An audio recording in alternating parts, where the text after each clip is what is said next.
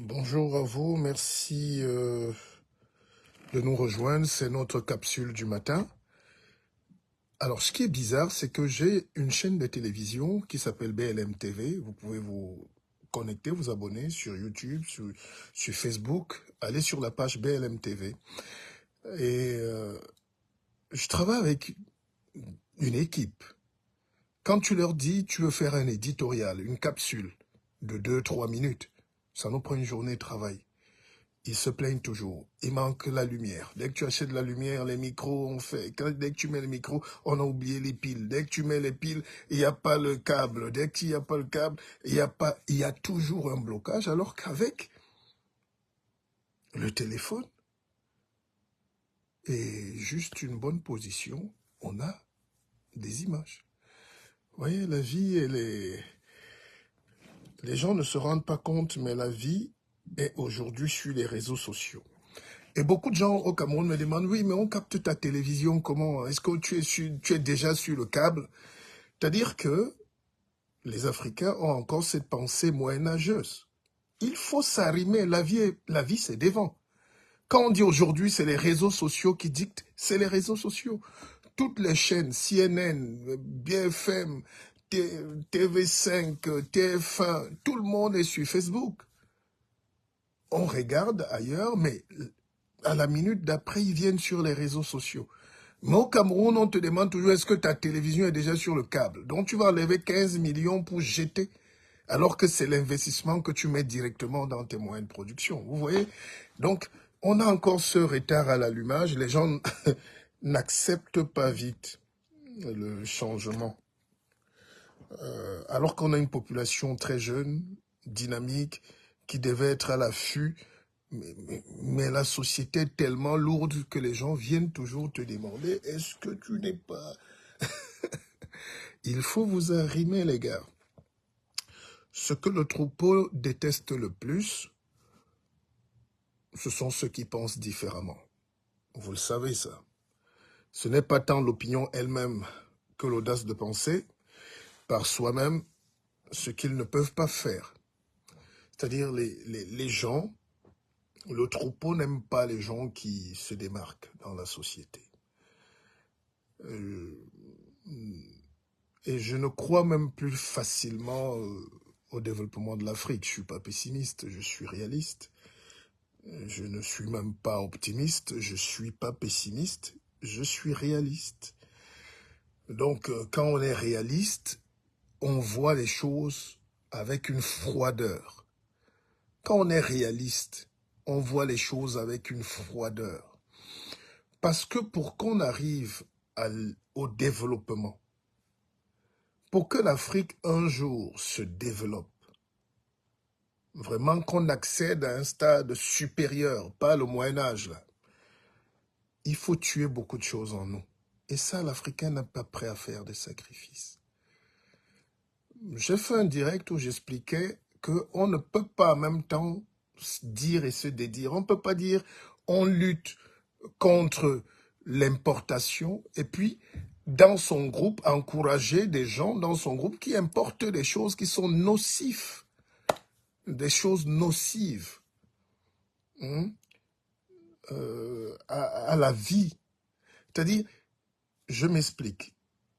Les Africains ont tellement déjà trempé le pied dans la facilité de la vie, du monde qui nous enveloppe, qu'il sera très dur de faire marche arrière pour revenir au carrefour où on s'est perdu pour reprendre une autre route. Est-ce que vous comprenez? C'est-à-dire que on a déjà habitué à ce peuple à importer les choses. Dire que n'amenez plus les babouches ici, tu deviens l'ennemi des gens qui amènent les babouches chinoises de mauvaise qualité.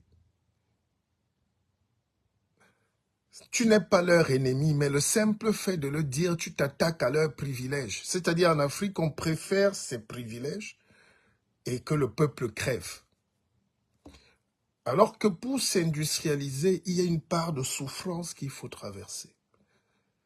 On est prêt à traverser les mêmes souffrances pour les mauvaises raisons, Mais personne n'est prêt à traverser les souffrances pour amener à l'épanouissement. Donc, bon, comme globalement, on ne pourra pas se développer, au moins individuellement, c'est le but de mes enseignements, améliorez-vous à titre personnel. À titre personnel. C'est là la base du développement personnel.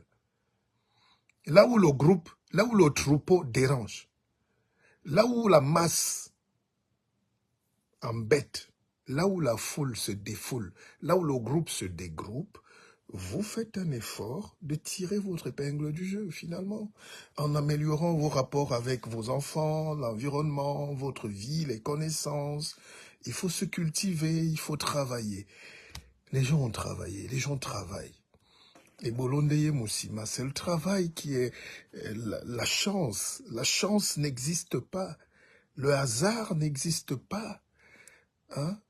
Quand vous avez décidé de mettre quelque chose dans votre tête, vous l'implémentez là et ça va se passer là devant vous. Le miracle. Le miracle du musicien qui dort, il rêve d'une chanson qu'il n'a pas encore écrite, il se lève le matin, prend sa guitare, fait quelques notes et met des paroles dont il a rêvé. C'est ça la magie, c'est ça la force créatrice. Mais tout le monde n'a pas accès à la force créatrice. D'accord? C'est pour ça que quand nous faisons des conférences, on insiste sur le fait que tout le monde n'a pas l'éveil. Première chose dans la vie, accéder à l'éveil, mes amis. T'es pas éveillé, tu seras un boutoukou toute ta vie. Dès qu'on dit, waouh, le groupe va là-bas, tout le monde va là-bas. Dès qu'on dit, oh, tout le monde va là-bas, tout le monde. Pourquoi, avec autant de qualité, nous n'arrivons pas à nous développer?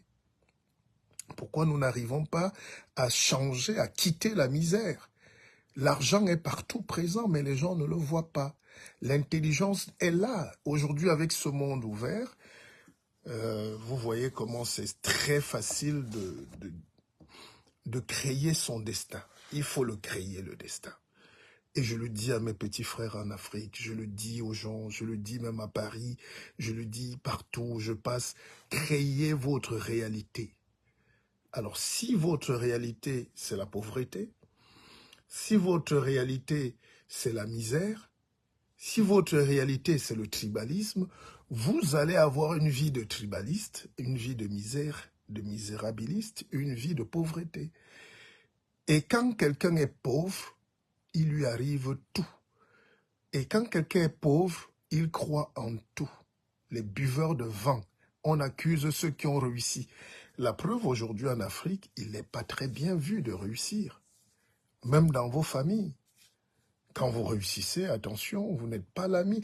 Alors qu'on devrait se mettre derrière celui qui a réussi pour avancer. Donc ce qui nous manque en Afrique principalement, c'est le leadership. Le leadership. Ah, permettez, hein, pendant qu'on parle, je vais dédicacer, je dédicace, hein. Ça c'est un livre qui va en Bretagne, je pense, ce matin. J'en ai déjà, le chauffeur va passer expédier. À mon, oh ben ce stylo, à mon très cher jeune frère, ce stylo, Njikam. Njikam. C'est un prince de Fumban. Je salue, hein, tous mes amis de Fumban. Yatlo, Awana, Pasana, hein, voilà. Ce livre, oh, c'est pas vrai ça. C'est quoi ce stylo-là?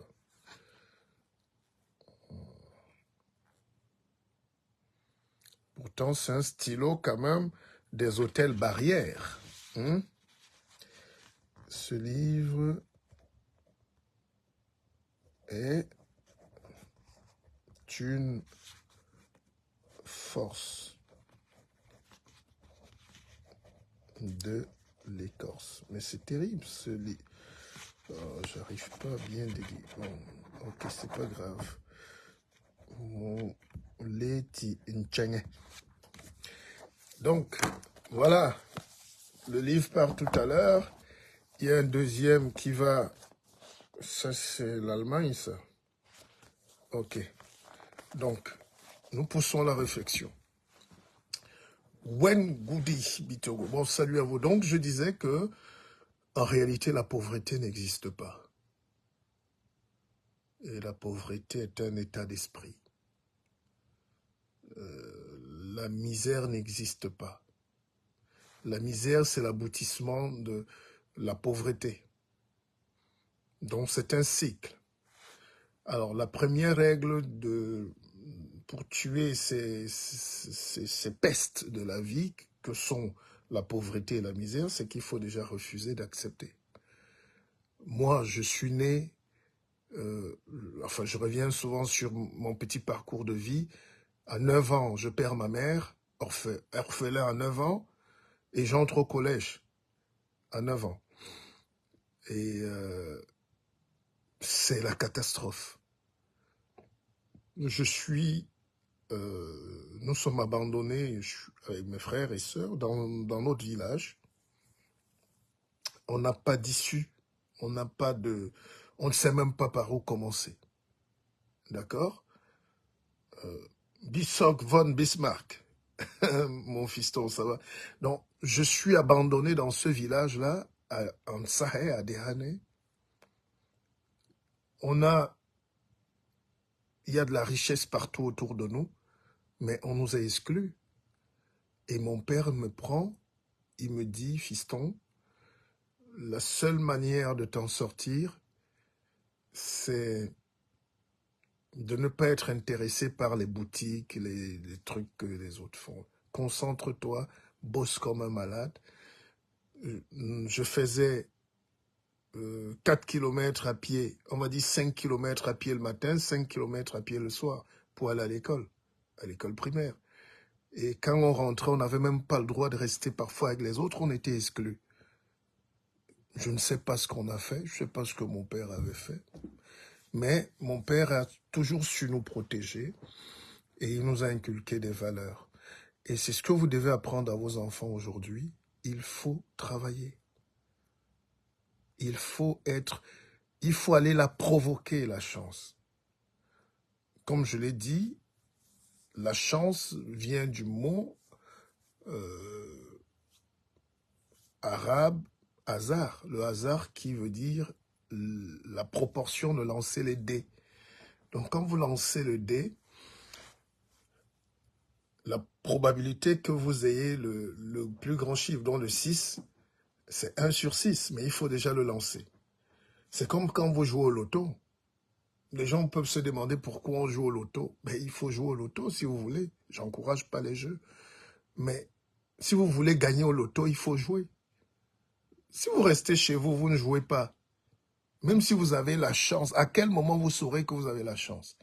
Personne ne va jamais jouer pour vous. Donc c'est cet effort-là de se mettre en route pour attendre la voiture, si on veut voyager, qu'on appelle la chance. Il faut la provoquer. D'accord? Il faut s'accrocher aux valeurs. Il faut aller vers les modèles. Or, vous voyez la société aujourd'hui, les gens sont presque fous. Les gens sont psychopathes. Sur les réseaux, les gens sont totalement défroqués.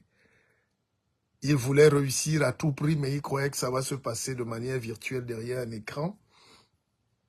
Alors que dans la vraie vie, il faut exister. Il faut se donner les moyens. Et franchement, si vous voulez jouer au football, jouez au football. Allez vous entraîner. Allez vous entraîner. Si vous voulez boxer, allez boxer. Quand Ganou est arrivé à Paris, il dormait dans la rue, mais il n'est pas resté dormir dans la rue pour être champion du monde. Il est allé chercher les salles dans les rues parisiennes. Et quand tu trouves la salle, tu boxes plus que le mec qui est né là. Cette ignaque-là, il faut la voir.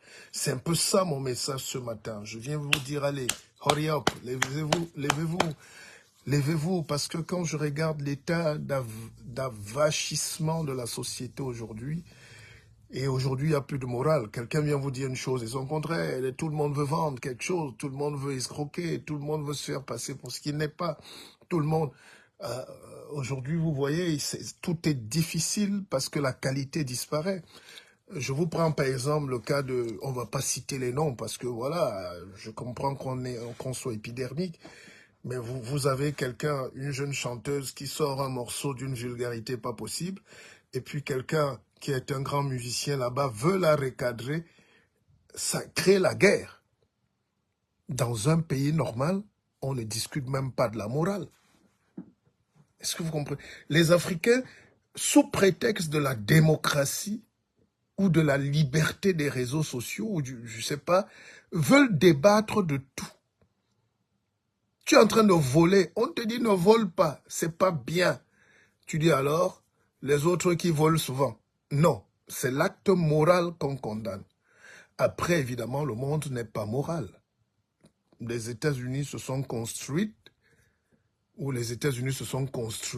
pardon, sur la prohibition.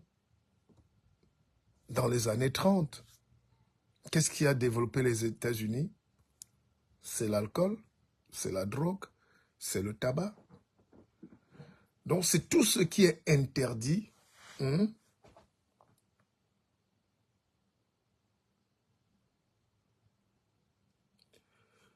C'est tout ce qui est interdit qui fait vivre. Dans une société où les gens ne tombent pas malades, l'hôpital ferme. Dans une société où il n'y a pas d'alcoolique, les brasseries ferment. Dans une société où il n'y a pas le tabac, les trucs...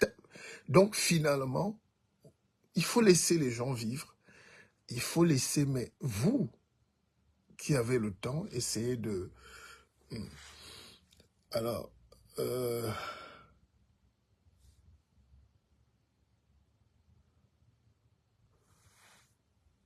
non, Malika, vous voyez, je n'entre pas dans ces choses. N'insultons pas les gens. Je pense que mes directs, oui, je comprends peut-être ce que vous voulez dire, mais nous ne sommes pas là pour ça. Vraiment, dites autre chose, mais laissez de citer les noms des gens. Ne citez pas les noms des gens dans mes directs et n'attaquez pas les gens. Parce que vous savez, la vie est très compliquée. La vie est très compliquée. Il faut prendre de la hauteur. Il faut prendre de la hauteur. Si vous répondez à tout, si vous entrez dans les intrigues, les vies des gens, voilà, je ne fais pas des directs intitu personne, on fait des enseignements. Et c'est ça la difficulté chez nous, c'est que les gens ne veulent pas accepter les enseignements. Et c'est pour ça que je disais l'Afrique ne veut pas se développer. Nos pays sont habitués à un certain niveau de pauvreté qui fait le bonheur. Si vous fermez les bars aujourd'hui au Cameroun, on vous tue. Alors quel est le président fou qui va venir dire de fermer les bars? Même à une certaine heure. Vous savez, quand je suis arrivé à Londres, Londres qui est la capitale mondiale des pubs, de la bière, les bars ferment à 20h ou 21h. Hein. D'accord? À 21h. Même les plus grands sous-là. Et c'est là où les Occidentaux nous mentent. Et ils vous disent, oh, la démocratie, la liberté, les gens doivent faire ce qu'ils veulent. Non, c'est parce qu'ils veulent dépraver la société. Ils veulent intégrer dans cette société toutes les contre-valeurs.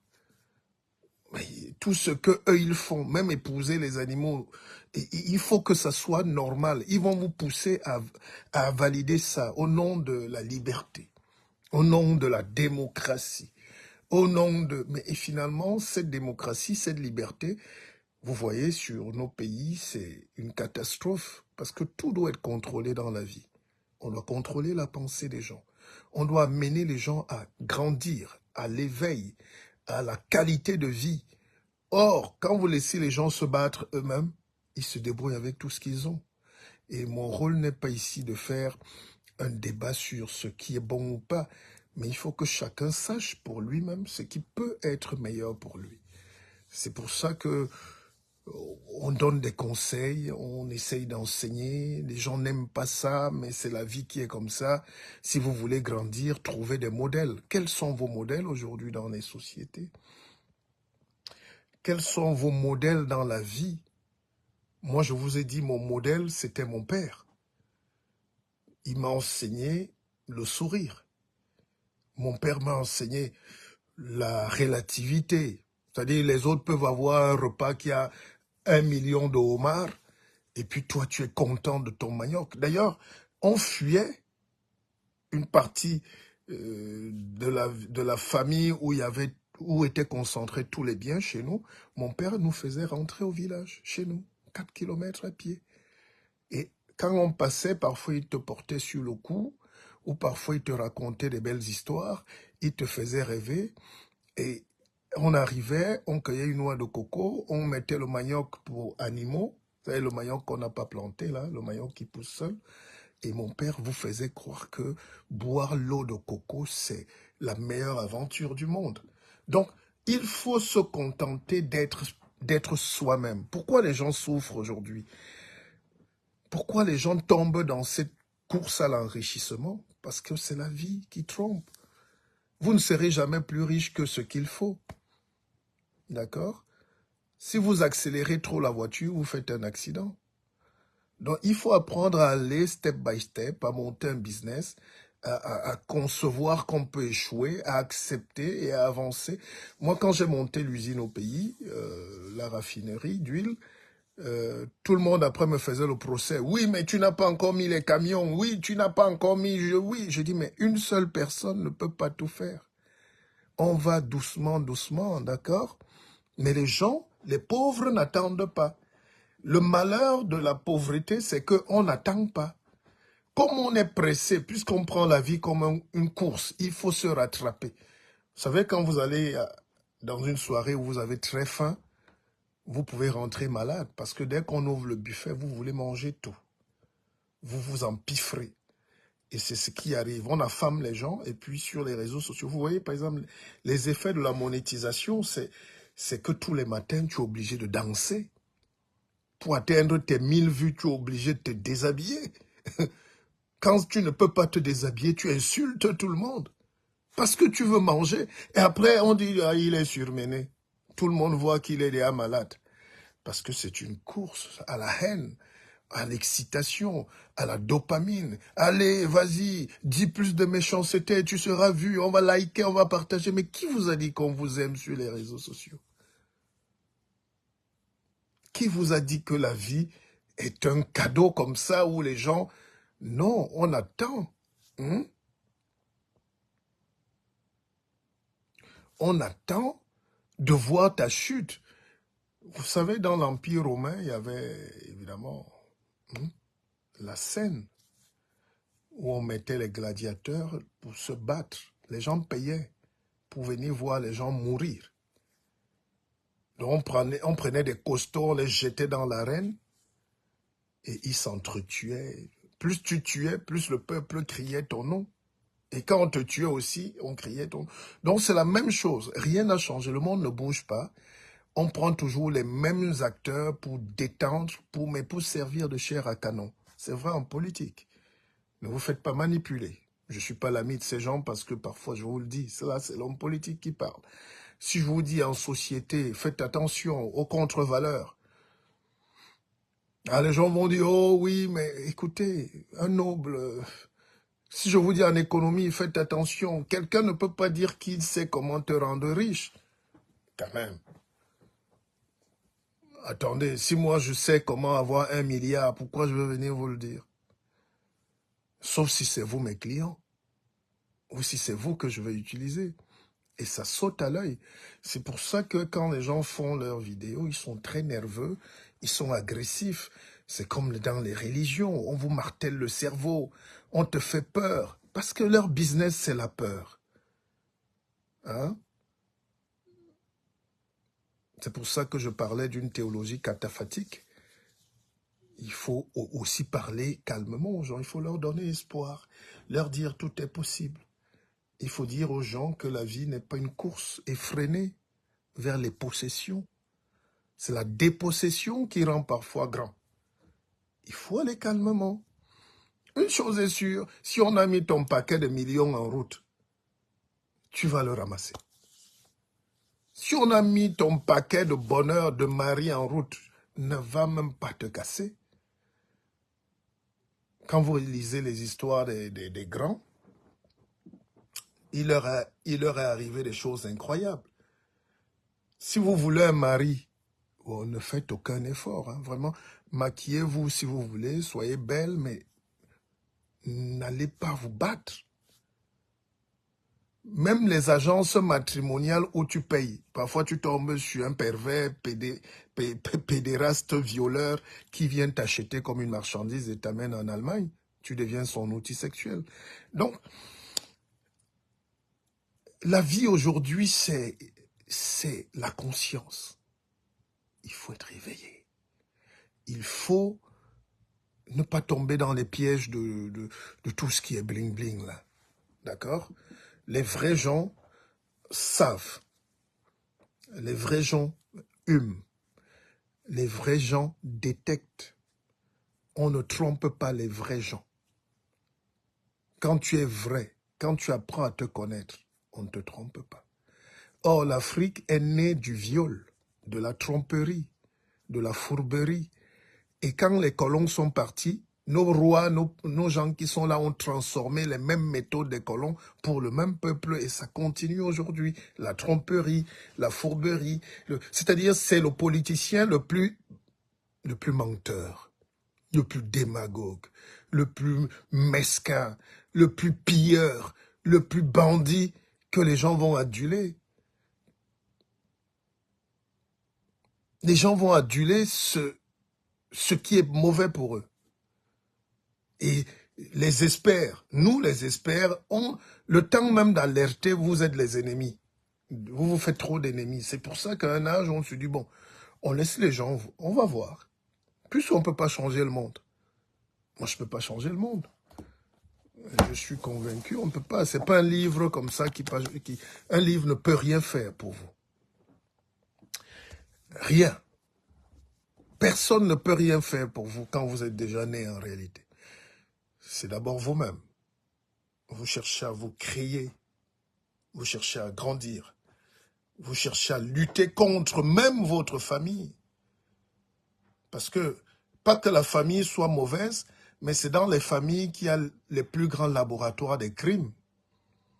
Surtout des familles qui ont instauré la pauvreté comme héritage. Vous savez qu'on hérite de la pauvreté. Le jour où vous êtes fâché, que vous ne voulez pas suivre cette pauvreté-là, on commence à vous détruire de l'intérieur. Le jour où vous dites non, moi je ne peux pas accepter parce que j'ai un autre destin à construire, vous n'êtes plus leur ami. Hein? Même s'ils rient là avec vous, vous n'êtes plus leur ami. Ils ont compris que vous avez compris. Et c'est cette peur.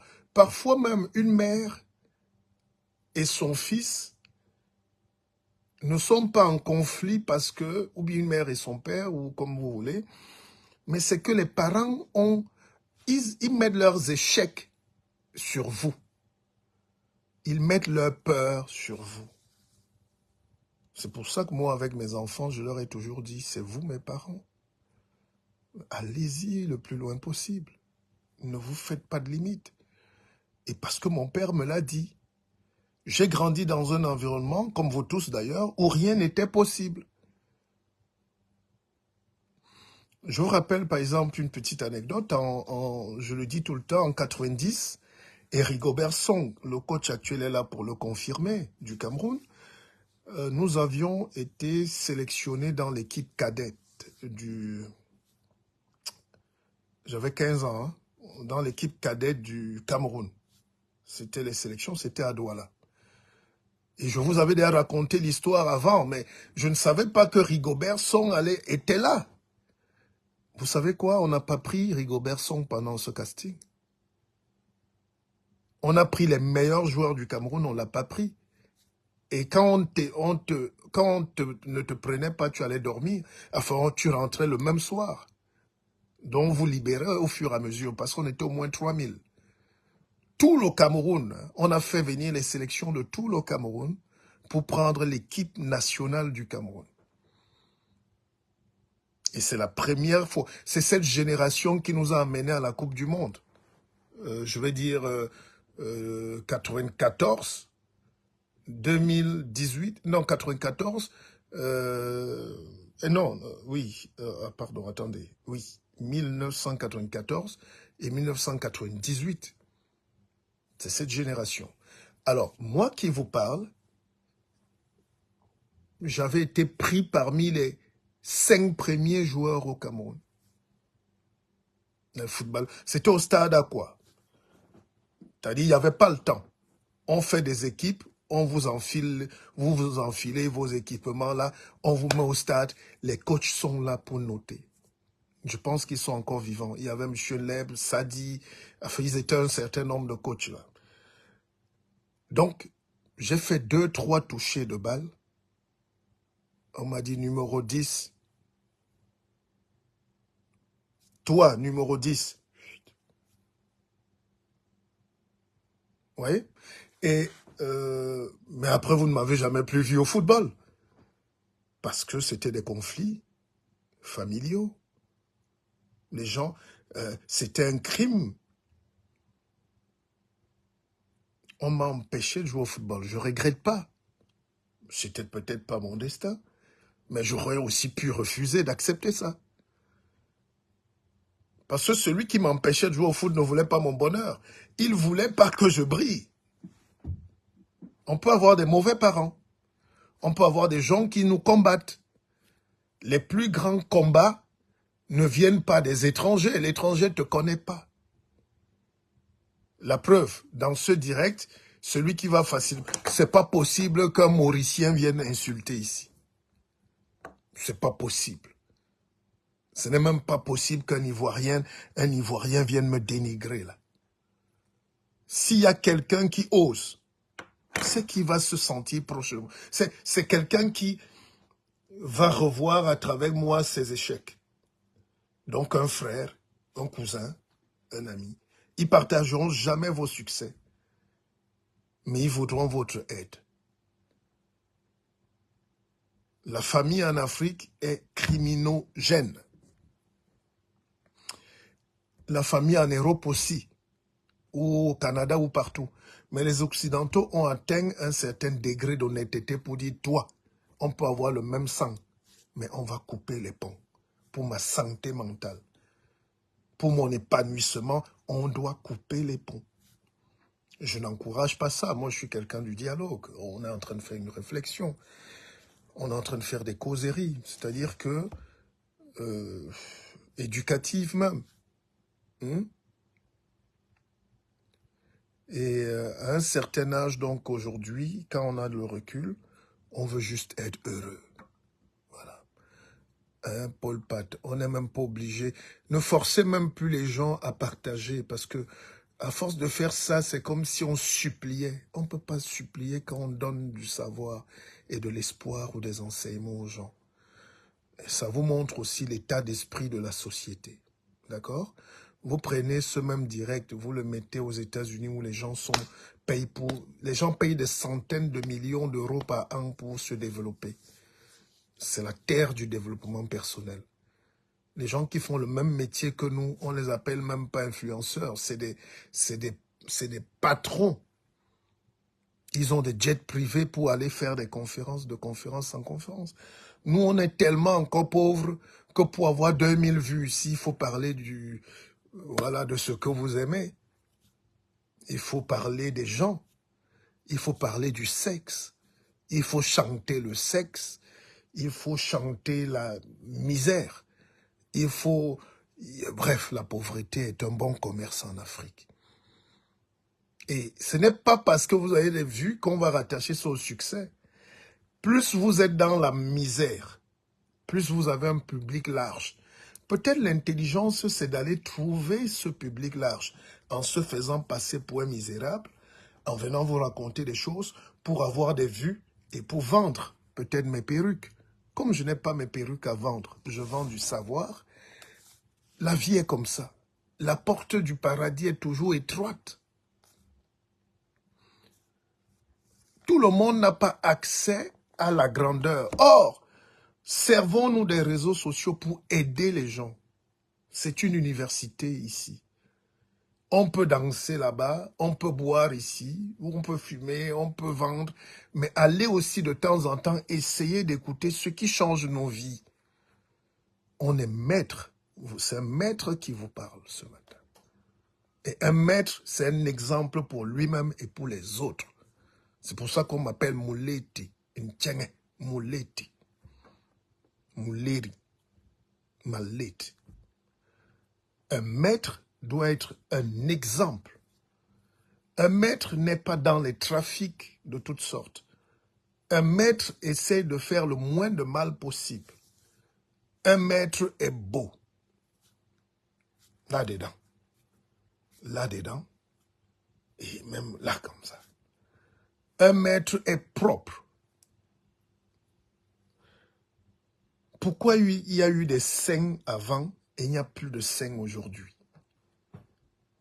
C'est parce que la culture qu'on a imposée aux Noirs, c'est qu'il n'y a pas de grands Noirs. Il n'y a pas de grands savants noirs.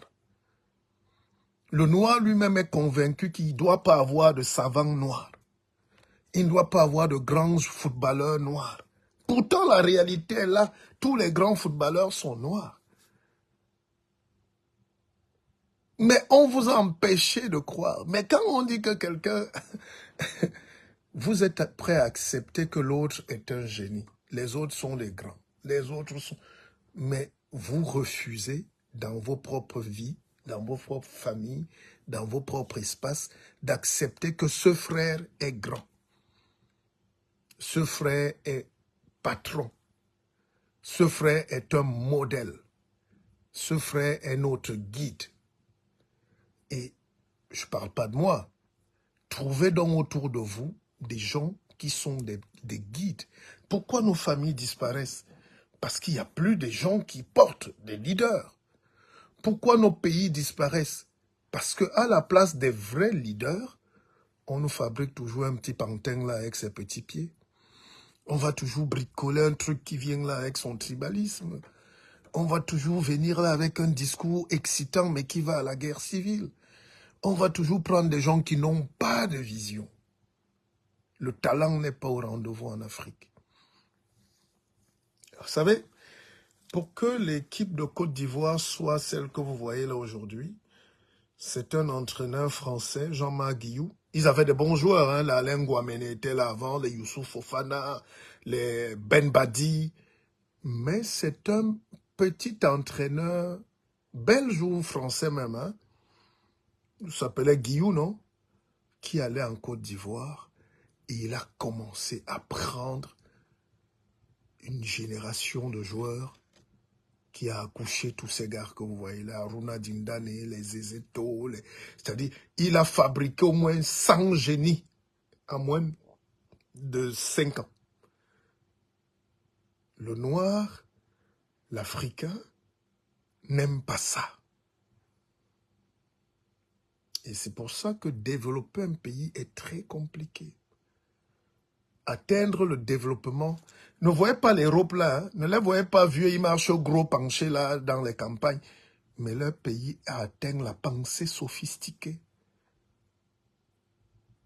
Ils ont, quand tu atteins la pensée sophistiquée, pour ne pas dire socratique, tu atteins Dieu. C'est pour ça qu'à un moment, ils n'ont pas besoin de prier. Ils ont fermé les églises pour aller chercher Dieu. Mais dans la science et le travail. Ils ont tout fermé ici. Et l'Africain est paradoxal. Il voyage avec son chapelet, il atterrit là où on a déjà fermé les églises et tout le monde est rentré, il faut autre chose.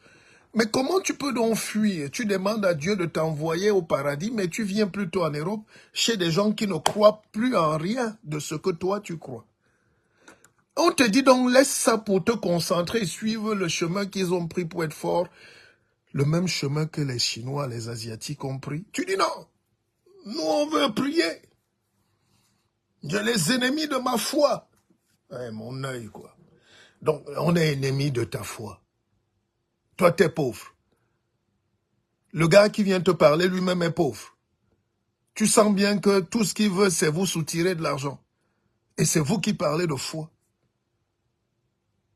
Vous croyez que le Dieu que vous cherchez là est un Dieu de misère, de maladie, de pauvreté? Pourquoi vous allez donc vous cacher là-bas?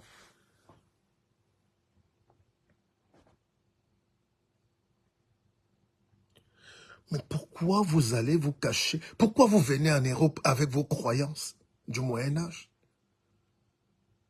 Pourquoi vous venez en Europe? Moi, je dis toujours aux jeunes, j'étais au Cameroun il y a une semaine, j'ai des jeunes qui viennent me voir, tous veulent partir, grand frère, on veut faire les dossiers. Je dis, je peux vous aider. Moi, je bloque personne, mais attention. Est-ce que vous savez que là où vous partez là-bas, l'homme épouse l'homme, la femme épouse la femme, le chien épouse le chien épouse la chatte. Est-ce que vous êtes prêt à subir ce traumatisme? Est-ce que là où vous allez là-bas, vous savez que vous pouvez laisser votre Bible ici, hein? Vraiment, parce que là-bas, vous allez chez Dieu. Ils se prennent pour Dieu là-bas. Donc, quand tu dis ça aux gens, ils se fâchent encore. Mais pourquoi vous voulez venir ici? Pourquoi les Africains s'entêtent à venir là où c'est un autre univers? Ils sont dans un autre siècle que le vôtre. Ils sont dans le siècle où la machine parle à la machine. La machine accouche la machine. Comment tu peux quitter de chez toi et tes croyances et tu veux venir lutter ici? Quand vous allez dans les églises ici, vous avez pitié parce que vous voyez seulement quelques vieux blancs à l'article de la mort. Ils viennent laisser leur dernière volonté. Et puis des jeunes femmes noires qui cherchent le mariage. Ou il y a Dieu, je sais pas quoi. Bon bref, donc ce que je voulais vous dire, c'est une parenthèse, c'est pas méchant. C'est que c'est à vous de créer votre réalité. Et essayez de grandir. Essayez de... Ouvrez les yeux, quoi. C'est comme si parfois j'ai envie de prendre la chicotte et de fouetter les gens. Mais ça ne sert à rien. Le nombre de bêtes au mètre carré est toujours le même. Même dans 1000 ans, il y aura toujours des gens qui seront contre le progrès. Il y aura toujours des gens qui vont croire à la sorcellerie, qui vont mettre leur énergie à la sorcellerie. Il y aura toujours des gens qui vont vouloir détruire les vies des autres. Il y aura toujours des crimes.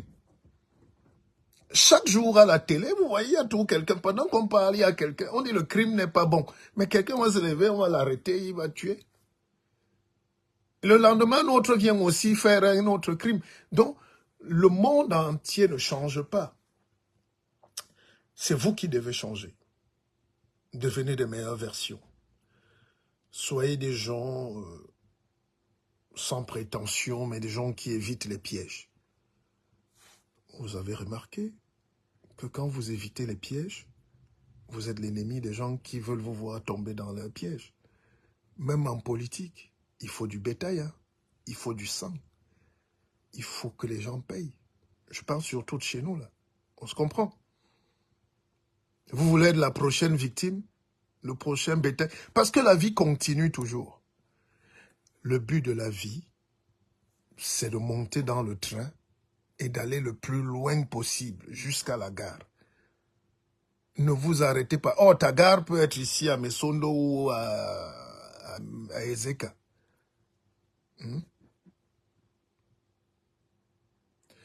Quand vous montez dans le train, faites tout pour arriver à bon port.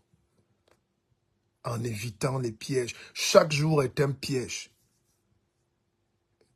Comptez vous-même le nombre de pièges que vous avez dû éviter depuis que vous êtes né.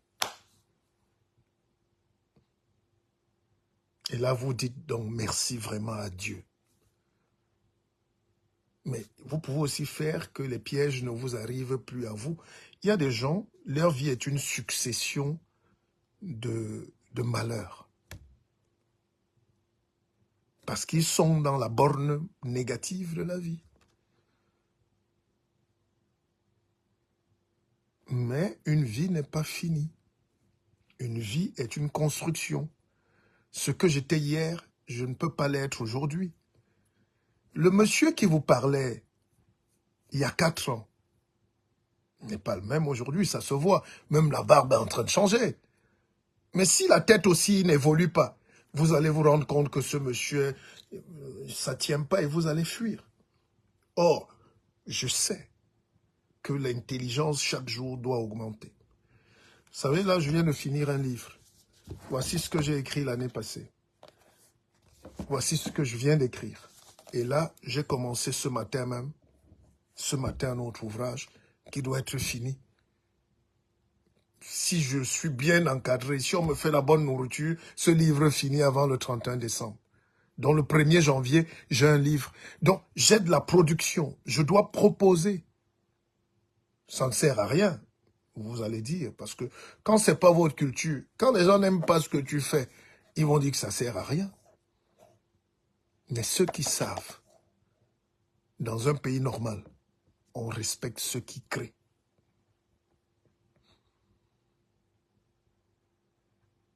C'est pour ça qu'au Cameroun, vous pouvez vous moquer de nous, mais vous ne pouvez pas vous moquer de nous ici en Europe, en France. Hein? Vous ne pouvez pas vous moquer de nous. Ici en France, je suis seigneur. Au Cameroun, je suis roi. Mais si les gens n'acceptent pas ou ne savent pas que Dieu leur a envoyé quelqu'un pour essayer d'avancer, si on ne t'utilise pas, ce qui se passe en Afrique, c'est qu'on a des génies, on a des champions, des seigneurs que vous n'utilisez pas. Et ici, l'Europe utilise des esclaves qu'ils font de vous pour évoluer. La force occidentale, c'est qu'elle ne jette personne. Elle t'exploite. Nganou serait resté au Cameroun, c'est qu'il est en train de charger le sable à Batié là-bas, ou bien à Ombessa, ou à Obala.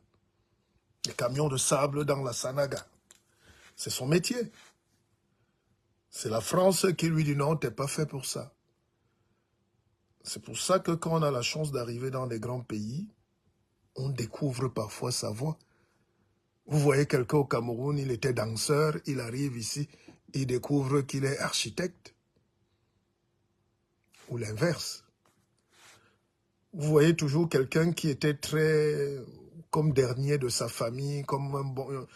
Il arrive ici et puis il devient en quelques mois un bon menuisier, un bon technicien, un bon boulanger, un bon aide-soignant, un bon médecin s'il veut. Et puis c'est parce qu'ils ont créé des conditions pour que la vie soit à peu près potable. À peu près potable. Donc il y a des gens, toute la vie, ne connaîtront que le malheur. Ce n'est pas la malédiction. C'est qu'ils ne font aucun effort pour quitter sur la selle du malheur. Il y a des destinées, il y a des chemins qu'on emprunte où on ne rencontre que la boue. Certains s'y plaisent dedans. Mais je peux vous garantir que pour ceux qui font l'élevage de cochons, même le cochon n'aime pas la boue. Je parlais il y a des jeunes, vous voyez, il vient là, il allume la télé, il insulte tout le monde du matin au soir. Après, quand le surménage, mais en réalité, c'est la folie qui arrive. On dit surménage pour être poli, mais c'est la folie. On t'interne, on t'enchaîne même, on te donne des antidépresseurs. Pour avoir trop insulté les gens gratuitement, tu commences à payer. Ça veut dire que tu es dans les difficultés, tu es négatif. Soyez positifs, les amis. C'était la causerie de ce matin. Vraiment, soyez positifs. Soyez ouverts. Soyez grands. Cherchez à être grands. Parce que nous tous, on était petits hier. Cherchez à des bons partenariats. Parce que les rencontres aussi qu'on fait, parfois, il y a des femmes qui te disent, toute ma vie, j'ai croisé seulement des mauvais hommes. Mais tu étais au mauvais endroit. On était au mauvais endroit. Et on est toujours en train d'aller au mauvais endroit. Si vous allez tout le temps, par exemple, il y a les soirées africaines, je ne condamne pas. Mais si vous allez dans les soirées africaines, ce n'est pas la soirée africaine qui est mauvaise. Mais c'est le nombre de gens inutiles et voyous et les gens de la nuisance qui viennent là. C'est des sorciers qui viennent là. Si vous allez dans un milieu à peu près tamisé, c'est-à-dire vous choisissez vos rencontres, vous choisissez vos endroits, vous allez voir que vous ferez d'autres types de rencontres. L'ouverture d'esprit se passe quand on va chercher quelque chose de plus grand. On ne se développe pas dans la misère. La misère nous donne la foule parce qu'on est ensemble.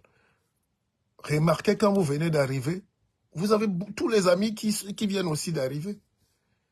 Vous trouvez tous les amis qui n'ont pas aussi de papier. Mais dès que la préfecture commence, toi, à t'appeler, dès que tu veux faire une formation, tu ne les vois plus. Ils ne t'appellent plus. Et pire, la médisance commence. Même en Europe, quelqu'un dit que tu as trempé parce que tu es régularisé. Donc, tu commences à quitter leur cercle. La vie, donc, c'est par étapes. Tu ne peux pas rester dans le même cercle toute la vie. C'est ce qu'on appelle la zone de confort. On est d'accord? Tu ne peux pas... Quand tu es dans un cercle, à un moment donné, il faut sortir de là. Nous, on observe beaucoup la nature. Regardez les crustacés. Vous savez que le crabe, quand il grandit, il casse sa coquille, non? La langouste, quand elle grandit, paf, sinon elle meurt. Donc, sortez de votre zone de confort. Sortez de ce cercle où on vous a imposé la médiocrité. Évidemment, il y a des grandes familles, des familles où on injecte le succès. Le père était ingénieur, tous ses enfants sont médecins. Ils sont aristocrates. Son père a créé une usine, tous ses enfants vont travailler dans l'usine que le papa a créée. Et il vous enseigne la création, la gestion, la capitalisation, la grandeur. Chez nous, on n'a pas eu cette chance. On vient parfois des familles très pauvres. Les parents étaient agriculteurs ou ouvriers, petits fonctionnaires. Ils n'ont rien à nous transmettre, à part les valeurs humaines.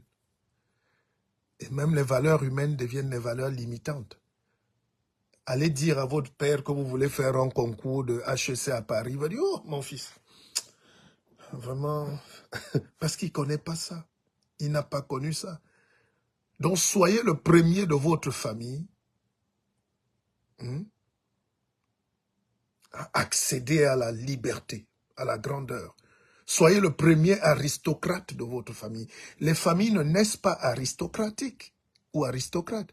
Il y a toujours un qui se détache et qui n'est pas comme les autres. Vous pouvez être 1000 frères et sœurs et cousins. Il y a un qui se détache. Il amène la richesse dans la famille. En Europe, ou chez les gens équilibrés, on va le protéger. Et on va se mettre derrière lui. C'est ça le leadership. Mais chez vous, on va le tuer. On va le dénigrer, on va le saboter, on va l'insulter, on va être jaloux. Et ça fait qu'il va se fermer, il ne peut plus boire avec ses frères et sœurs. Parce qu'il est rejeté, parce qu'il amène le progrès.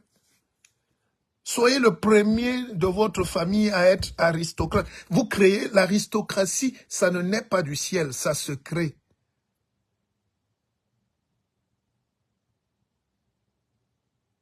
Le père de Oumyobé n'était rien. Mais Oumyobé est un aristocrate. Un seigneur. Parce qu'il a créé un destin. Et ses enfants, je ne sais pas ce qu'ils deviennent. Et c'est même ça le paradoxe de la vie, que c'est les enfants de Oumyobé qui vivent maintenant à Paris. Lui qui est mort exactement pour le contraire. Vous voyez comment la vie, on ne juge pas, mais c'est ça le paradoxe de la vie. Peut-être qu'il n'avait pas le choix, il fallait qu'il fuit parce que peut-être persécuté là-bas pour se sentir libre et heureux chez les bourreaux de son père.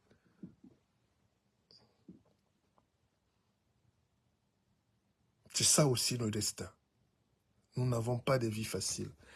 Et avant de terminer, j'espère que cette capsule vous a plu. Ça vous a plu? C'est des messes, hein? C'est une forme de religion. C'est mon église.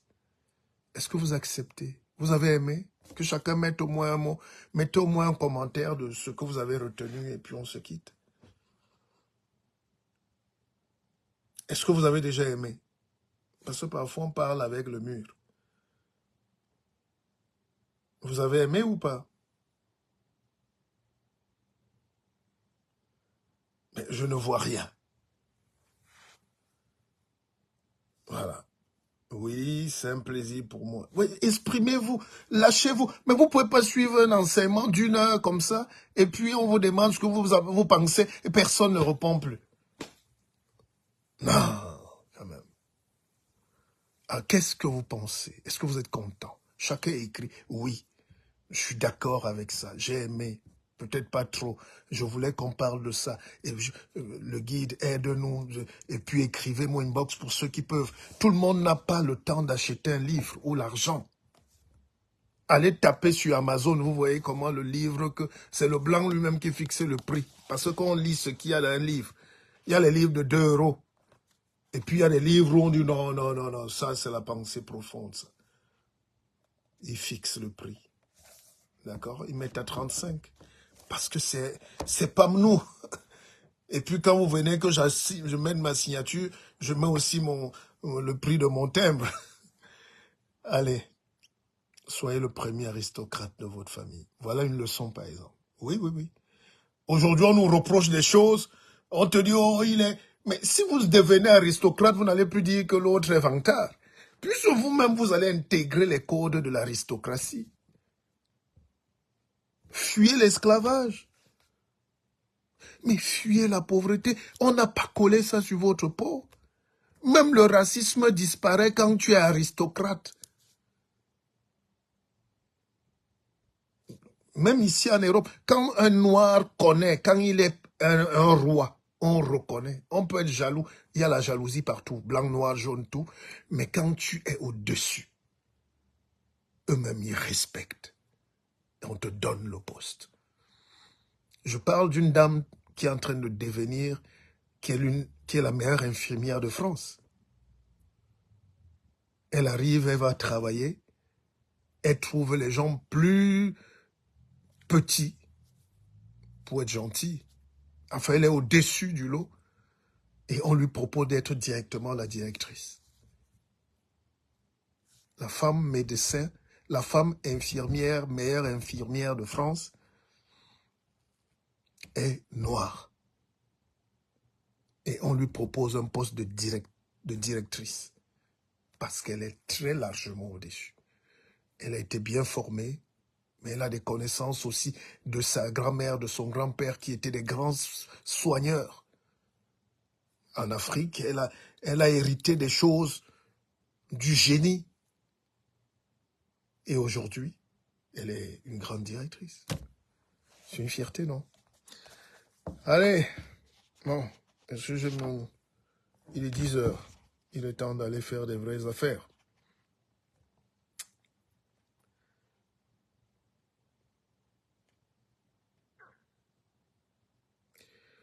Vous croyez, bossons très dur pour y arriver, laissons derrière nous ce pessimisme systématique et systémique de bas étage. Écoutez, c'est la page 51. Vous croyez que tous les Occidentaux sont savants? Que non. Même là-bas, il y a la foule, il y a les hystériques, il y a les malades, et surtout les malades mentaux.